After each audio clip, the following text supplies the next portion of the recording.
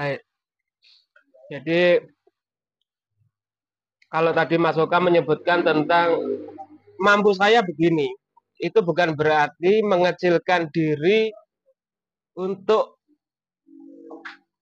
apa tidak berkembang ya Mas ya. Oh Jadi ya, ya, ketika mampu saya begini, itu artinya kita membaca kapasitas diri. Jadi misalkan seperti saya yang hari ini kebetulan berusaha di bidang kopi, dilalah gila. kebetulan Kebetulan. kebetulan Mhm. sorry kebetulan tidak belum memiliki alat produksi yang memadai. Tidak menutup kemungkinan saya menggandeng partner Partner. yang ternyata partner tersebut mampu memberi subsidi alat atau ngajak Ngajak kerjasama. kerjasama betul. Nah Seperti itu itu. itu dari sisi produksi ya Mas. Iya. Nah kalau Mas Oka melihat dari sisi marketing, apa sih yang harus dilakukan ketika seorang wirausahawan atau UKM biar usaha yang dijalankan ini mampu berkembang? Apakah dia juga memungkinkan untuk join partner? Oh, sangat. Itu. Jadi eh itu tadi poin pertama tadi yang saya sampaikan ya. Jadi kita karena ini zamannya sudah modern, digitalisasi. Selain itu, selain itu juga kita eh, untuk mengembangkan satu unit usaha kita agar lebih bisa ekspansi lebih besar lagi, yang harus hari ini dilakukan itu kalau menurut pribadi saya berdasarkan pengalaman yang sudah-sudah itu kita satu langkah untuk bisa investasi ke manajemen. Hmm, Begitu Mas Haji. ya, Jadi tidak serta-merta segala urusan usaha kita itu tuh dipikir kita sendiri. ya, Bisa budrak Mas. Nah, budrak itu betul. kemeng di kepala itu sebagai seorang owner urusin dari mulai dari bahan baku, bahan bakar, terus proses produksi, Pemasaran, pemasaran, marketing itu tadi promosi, promosi, terus nanti bagian urusan keuangan. Kalau diurusi sendiri, ya mampu sih mampu, bisa sih bisa, cuman alangkah lebih baiknya dan efisien itu kalau memang kita sudah mulai berani dan harus, ya. kalau bagi saya hari ini ya, dan harus untuk investasi ke manajemen. Jadi semua sudah ada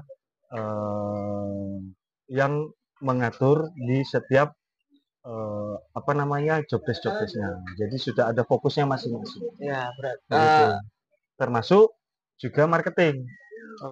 Oke. Uh, Berarti gitu. lini manajemen dengan pembagian itu akhirnya juga menjadi enteng untuk dijalankan ya, Mas. Betul, betul sekali. Betul sekali, Dan Mas. bicara tentang investasi manajemen ya, Mas. Cost. Akhirnya bicara cost.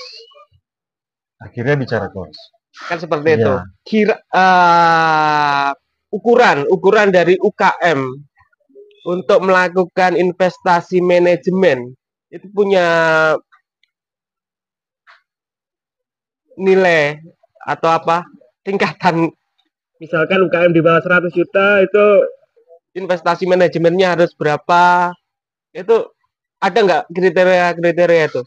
kalau bicara cost untuk investasi manajemen di UKM, Hmm. kalau itu relatif sih, relatif untuk angka ya, kita Iya. bicara angka itu relatif. Jadi kalau menurut saya balik lagi berdasarkan pengalaman, kalau memang usaha kita di middle, Hmm. jadi usaha kecil sampai menengah itu tarafnya itu mungkin dirasa modal atau dana kita terbatas. Hmm. Maksud saya begini, jadi tidak serta merta diri kita pribadi seorang owner yang harus menghandle segala sesuatunya. Bisa melibatkan mungkin lingkup terkecil keluarga. Ya. Gitu. Mungkin yang sudah berkeluarga, istrinya sebagai yang mengatur apa menteri keuangannya gitu Ya. ya. Bendara. Bendaranya Bendara. itu biasanya lebih lebih rapat seorang wanita, khususnya apalagi istri ya. Jadi bisa dibedakan ini dana untuk usaha kita, ini dana untuk konsumsi keluarga atau pribadi seperti itu.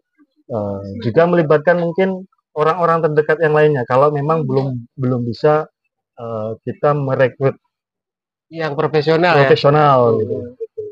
Kalau menurut saya mungkin salah satu jalan keluarnya mungkin itu Mas Haji. Oke. Gitu. Nah, selain investasi manajemen, langkah apa juga yang harus disiapkan seorang wirausahawan dalam mengenalkan produknya ini, Mas? Langkah apa saja yang bisa dilakukan Iya. sebelum kita masuk ke proses pemasaran, penjualan, kita harus mengenal dulu produk kita sendiri. Oke. Gitu. Misal Mas Haji, kita ambil contoh aja Mas Haji, usahanya kopi, bergerak di dunia kopi. Nah Mas Haji, kopi itu jual kopi yang bagaimana? Saya mengenali dulu, jadi Mas Haji mengenali dulu produknya sendiri, lebih detail, lebih dalam. Mas Haji, ini kopinya ini mau dijual dan harus mengerti segmen pasarnya kemana. Oke. Jadi selain kita harus punya produk dan tujuan produk kita ini mau kemana arahnya, agar nanti kita bisa mengukur seberapa jauh produk kita bisa menjangkau segmen pasarnya. Jadi target market ya bahasanya mungkin. Target marketnya produk dari si produk sendiri itu. Ini kemana?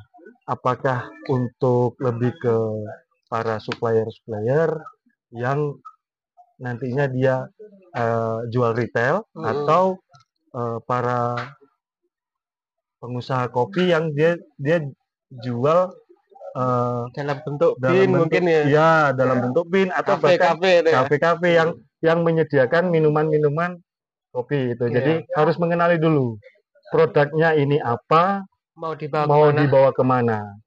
Jadi kalau dibalik mungkin kita cari dulu kalau bahasa sekarang kerennya itu keresahan.